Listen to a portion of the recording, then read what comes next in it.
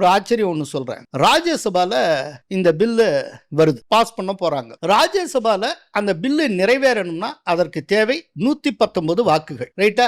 NDA இருக்கிறது 123. So எல்லாருமே எதிர்பார்த்தது இந்த 123 அப்படியே காஸ்ட் ஆயிரும், அதுக்கு கிடைச்சிரும் அப்படிங்கிறது. ஆனா கவுண்ட் பண்ணா 128 விழுந்திருக்கு. 5 ஓட்டு எதிர்க்கட்சிகள்ட்ட இருந்து இந்த மசோதாவுக்கு ஆதரவா வந்திருக்கு. இது என்னடா இது? எப்படி மொத்தமா என்டிஏவுக்கு இருக்கிறதே 123, இந்த 123ல பிஜேபியுடைய ஓட்டுனா 98, எப்படி வந்து 5 ஓட்டு கூட வரும்? 5 எம்பிஸ் எதிர்க்கட்சிகள் தரப்புல இருந்து இந்த மசோதாவுக்கு ஆதரவா போட்டுக்கால். இது யாரு அப்படின்னு பார்த்தால் அப்புறம் தான் தெரிய வருது, பிஜு ஜனதா தளம் அந்த வாக்கெடுப்பு ஆரம்பிக்கிறதுக்கு முன்னால அவங்க ஏற்கனவே கொடுத்த விப்பை வித்ட்ரா பண்ணிட்டு திரும்ப வந்து இன்னொரு ரீவிப் ஒன்னு இஷ்யூ பண்றாங்க. அதுல அவங்க என்ன சொல்றாங்க அப்படின்னா, பிஜு ஜனதா தளத்தினுடைய 11 எம்பிக்களும் தங்களுடைய மனசாட்சிப்படி ஓட்டு போடலாம். 11ல 7 எம்பிக்கள், 7 எம்பிக்கள் தங்களுடைய மனசாட்சிப்படி ஓட்டு போடலாம். 7ல 5 பேர் குடுதலா போட்டாங்க. இத்தனைக்கு பிஜு ஜனதா தளம் ஒடிஷால பிஜேபிக்கு எதிராக இருக்கக்கூடிய கட்சி. இப்ப நடந்து முடிந்த சட்டப்பேரவை தேர்தலில் பிஜேபிக்கு பிஜு ஜனதா